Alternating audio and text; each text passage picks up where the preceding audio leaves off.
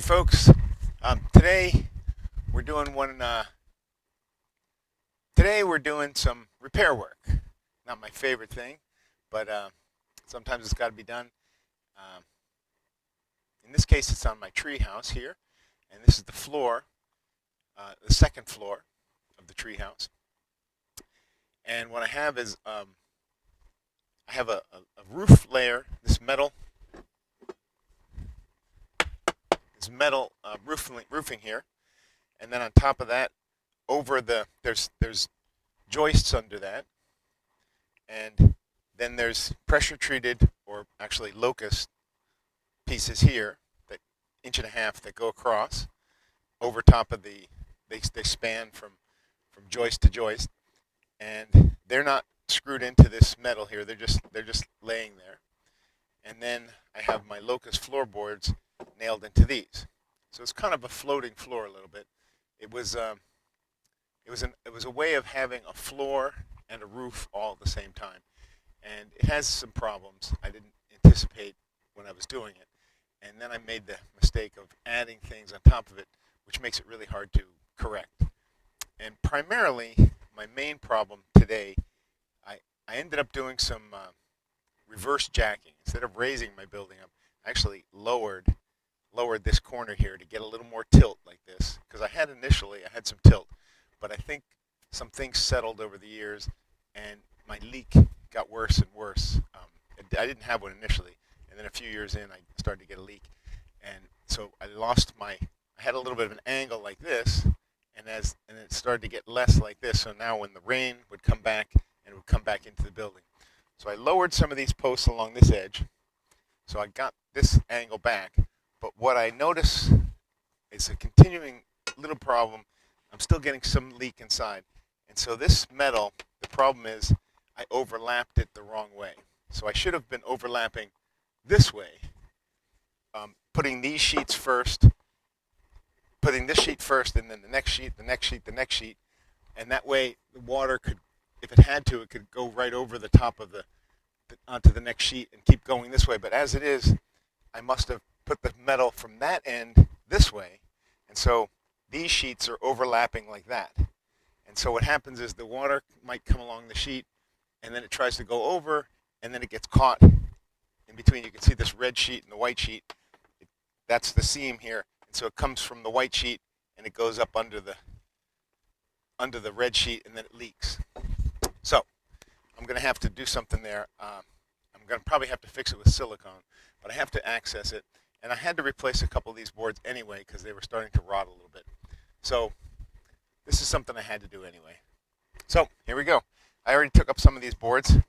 They're a little bit of a pain, but because all these boards were form-fitted, and they're locust too, and they really hold a nail. So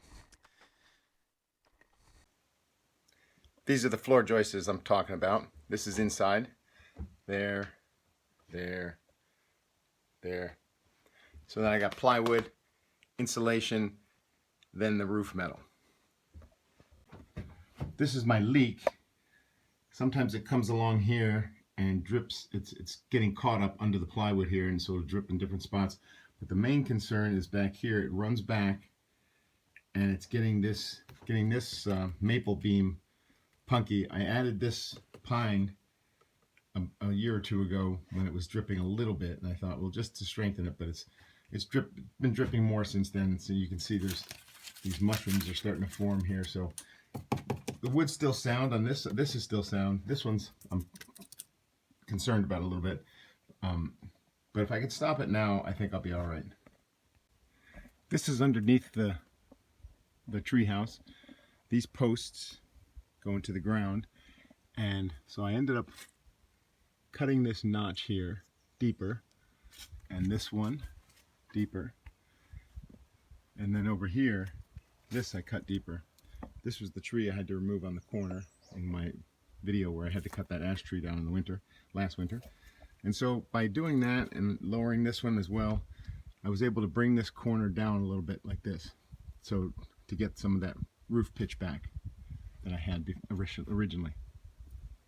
The reason I couldn't jack up the other side, the reason I had to lower one side instead of jacking up the opposite side, which would have been this side, is, if you'll notice, there's a couple branches here and one down here on this maple that's supporting some of the treehouse, and the roof and the framing of the building of the treehouse is pressed right up under that crotch.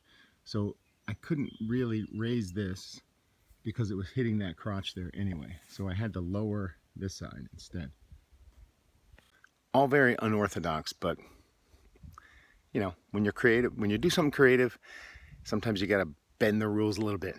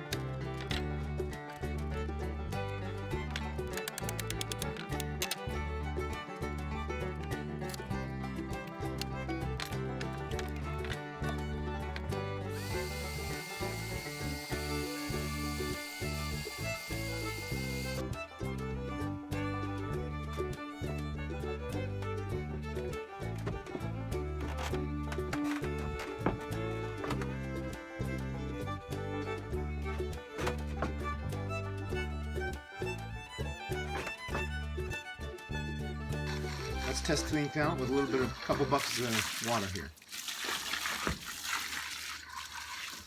See if we get any leaks.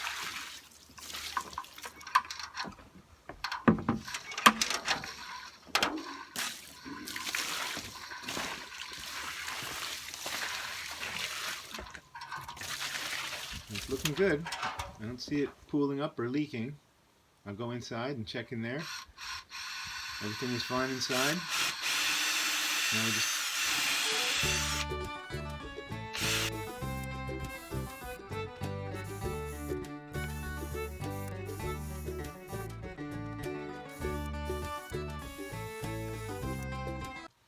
my locust boards are a little different thicknesses, so I'm using this tool here. It's basically carbide tipped saw blade, and I can just grind off the edge and bring it down to about the same height there. Kind of a rough process, but it's outside floor anyway, so it gets smoothed out and it'll get weathered. It'll look the same pretty soon. Finished putting down the rest of these boards in the same order that I took them up, and I'll screw them in. All these boards were all okay, all these locust boards, so just put them back the way they were.